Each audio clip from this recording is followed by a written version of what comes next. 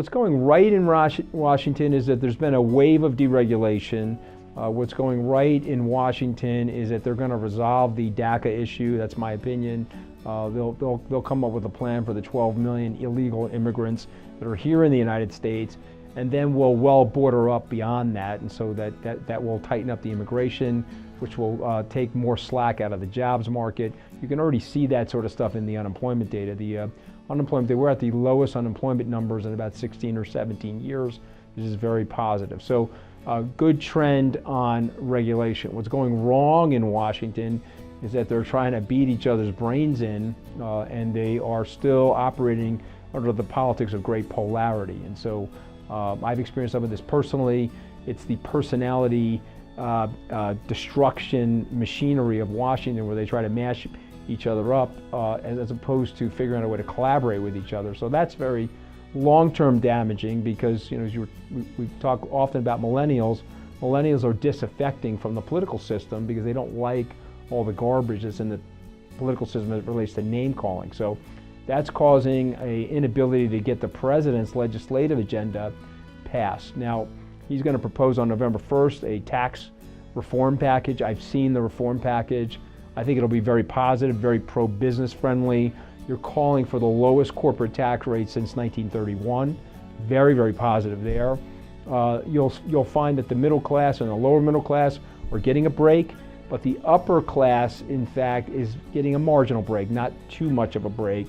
And I think that'll be viewed as positive as well if you think about the social engineering construction of the tax code. So if we can get that passed, and I do predict that the president will get some Democrats on side as it relates to that, that'll be very positive. And so one of the things that he's horse trading with them is this DACA, this Dreams Act situation. So my guess is that it's completely impractical to take 12 million illegal aliens and figure out a way to ship them out of the United States. And so we're going to find a way to probably give them a path to citizenship, or certainly their children, a full and complete path to citizenship.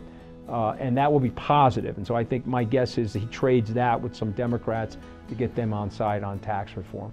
Healthcare thing is a little bit more tricky. I think that doesn't happen probably until the first or second quarter of next year.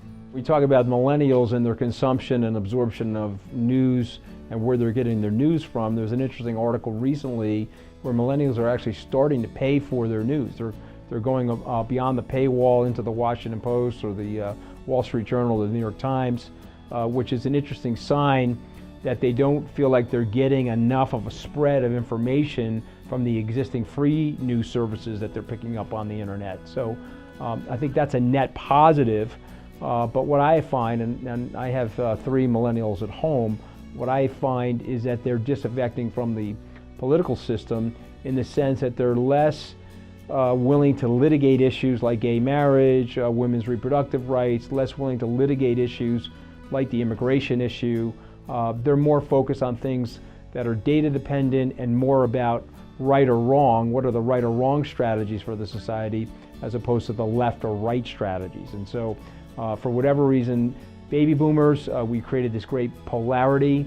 In some ways I feel, and I am a member of the baby boomers, so I say this and indict myself as well, I feel that our extremists, in terms of the way we're attacking each other and where we have this like moral righteousness about our political views, has caused great damage to the system. And so if you just look at the landscape and you look at the report card for baby boomer politicians, the members of the permanent political class, they have sort of failed the society. You've racked up $12 trillion of debt in the last 12 years. You're prosecuting 2 wars over the last 17 years, neither of which it's not clear to me that we've created any more safety for the average American. Those wars also caused a refugee crisis in Europe and led to the rise of ISIS, which in some ways is more formidable than even Al Qaeda was. So we're not thinking about these things the way we need to. We probably need to spend more money on infrastructure, rebuilding our school systems, our electrical power grid, rethinking our cybersecurity mechanisms to protect ourselves, and we haven't really been doing that. And so millennials are growing frustrated with that. And so the good news is that they're reaching out now into other news outlets.